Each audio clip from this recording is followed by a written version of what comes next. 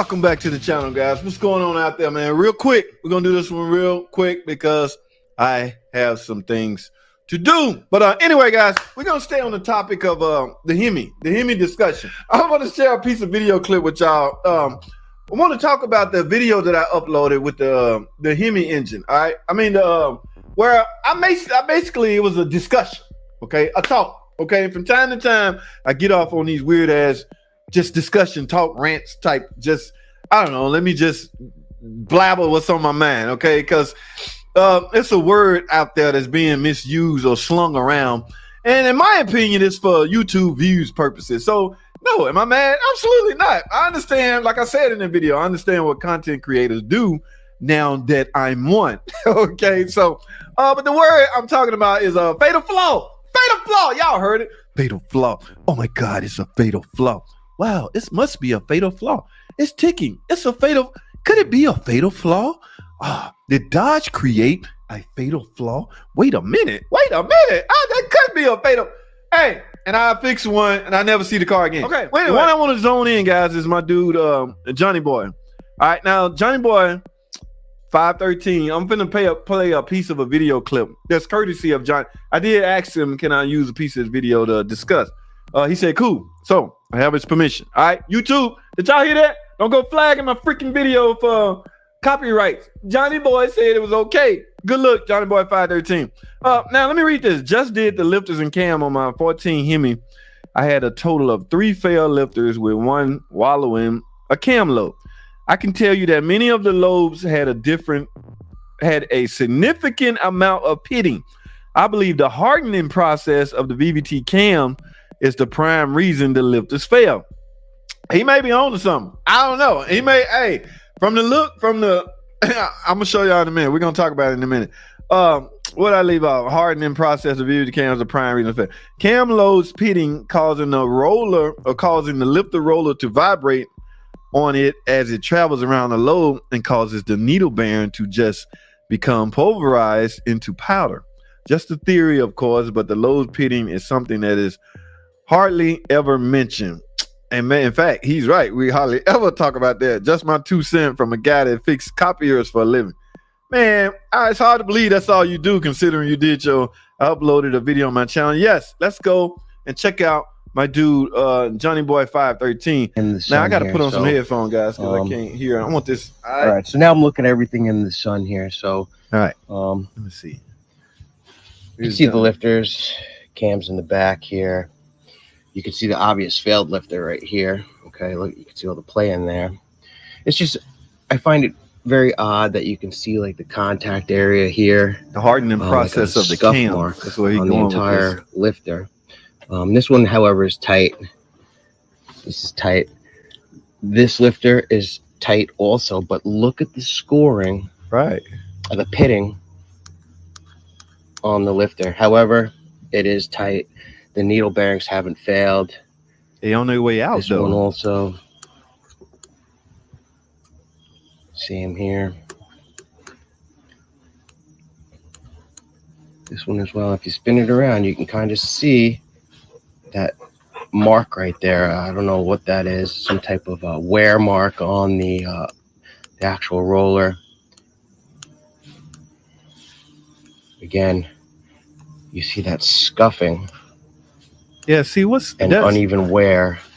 And the lobe on the lifter. I want to look at the camshaft.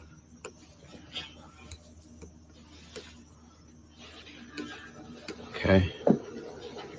You can see here that this one, there is some play up and down. Now guys, let's stop for a second right there. There's some play up and down on that, but there's no real gritted, pitted scuff marks on it, which one could assume the camshaft has not failed yet.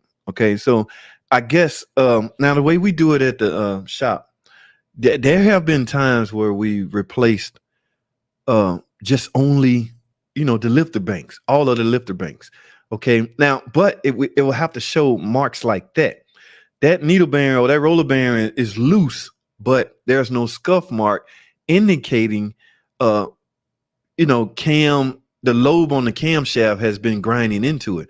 So technically, if all of them was like that, and you're getting a ticking noise, you can get away with not replacing the camshaft. You don't always have to replace the camshaft. Remember, like I said, the camshaft really only should get replaced if it's damaged. Okay, but my man Johnny boy, let me get to the cam part. Okay, so this one was about to fail. Yeah, but there's no mark. Same with this one. See, ain't no mark. You can get away with just replacing the lifters. It had already failed. However, that's just I was probably making noise, had not dug into the cam yet. This one's tight. This one's tight. This one's tight. This is that's loser. The shot one. Look at that. Look how that look, guys. That's and like I said, tight. So if you see that, tight. So these two over then here, you know you need a camshaft because had begun to fail, and probably would not have lasted much longer. So I would have had a total of 3 failed lifters. As you can see, no MDS holes. Okay. Interesting. No MDS in the complete failure. That's lifter. the one that chewed up the lobe. All right, but the rest of the MDS lifters are tight. And we will go over to the cam. You can see. Yeah. See again this. Can you reuse that cam lobe? I have. The pitting. Yeah. On this cam lobe. Yeah, that lifter that was riding that lobe is on the way out, but it's a risk. But back to his point, what the hardening process of the VVT camshafts could be questionable. Think about it. All the lobes. More pitting here on this lobe. But if you mic that lobe and it measures the allowable reading, is the cam reusable? Again, the pitting. It's just pit right there, but here, and then you can see like another area here where there's some strange contact area or a scuff right there. This is the obvious failure right here. Yeah, see. Now I want to believe, or I want to think that I will replace.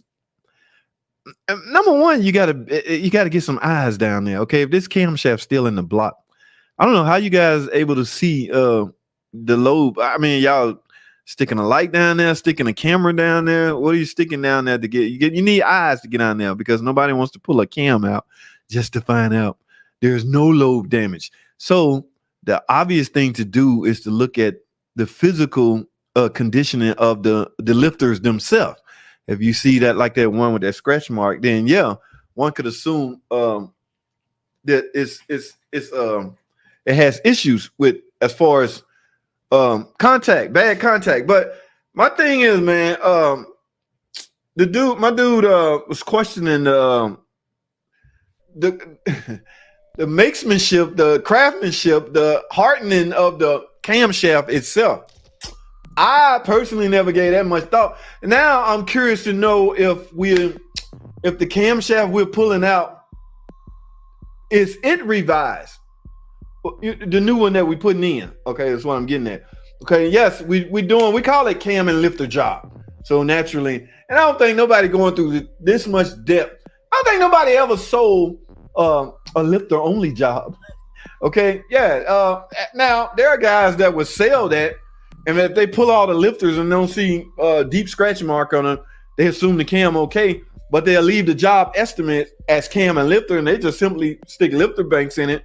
No, they done. I don't know. Some guys build an estimate on perception or if we need this, okay, if needed. Like there's time I put in parentheses, I write on my estimate, I put in parentheses, if needed, because I don't know until I get in it, all right? And I don't want to underestimate the estimate, and I don't want to go way above a decent estimate that will cause you to lose the sale, right? So you see where I'm going with this? So you gotta be careful with the estimates, all right? That's why we're not in control of the estimates anymore. Managers usually pad the estimates anyway. Okay, now a pad of $200-300 is acceptable in my opinion, because you don't know, man. Man, you could break. I mean, guys, we're human, and people find it hard to believe when you break something and you have to go back to them and tell them, look, man, we're gonna need a map sensor. What was wrong with my old map sensor? It broke removing your engine. In the process of taking it out, I'm a human being, and I snagged some, and it broke. I need a new one. Well, it wasn't broke. Y'all got to pay for that. That's when you get into a battle with a customer, and you stop really giving a damn about their car's well-being, because you just was honest with them, and a failure that happened, I'm not going to say beyond your control, because it happened on your watch. But they not willing to work with you. Now you like, oh my, okay, he ain't gonna pay for that. All right, I got your number. It's like cooks in the kitchen. You go to a restaurant, you send that steak back because it's not well done, like you said, and you talk crap to the waiter and the cook. Okay, buddy, I'll show you 1 ton special soup for you. I mean, so you gotta be careful who you piss off in any industry, not just the automotive industry. How the hell I get on 1 ton soup, special 1 ton soup at that? My point is, guys, what's my point? Yes, that camshaft could be soft material. Any mechanics in here? Philly, I see a bunch of mechanics. Know what the hell camshafts are made of, okay? I never gave it much thought. Let me put it that way, okay? I typically in the habit of replacing the camshaft if it's damaged. Okay, if it's damaged. And the look of this camshaft my man had on here, it looked pretty beat up. So I don't know, man. It's a lot of, I will now want to know the next Hemi job I do. I'm sure it's a part, Tom in here, I'm sure it's a part number on these camshafts with the revision number on the end. So the next one, it's something at shop on the table. I'm gonna go look in the shop. Grab one of these old camshafts, look at the part number, even the revision, and I'm just going to randomly go up there and ask for a camshaft on a 2014. I want to see, the part number may be the same. It's the revision number I'm concerned with. Did they make the camshaft out of better material that wouldn't allow this, what Johnny Boy is talking about? I don't freaking know, but I want to know and I want to find out. So, I don't know, man. It's one of those things, man. I just wanted to discuss that. That's been on my mind, heavily on my mind. Okay.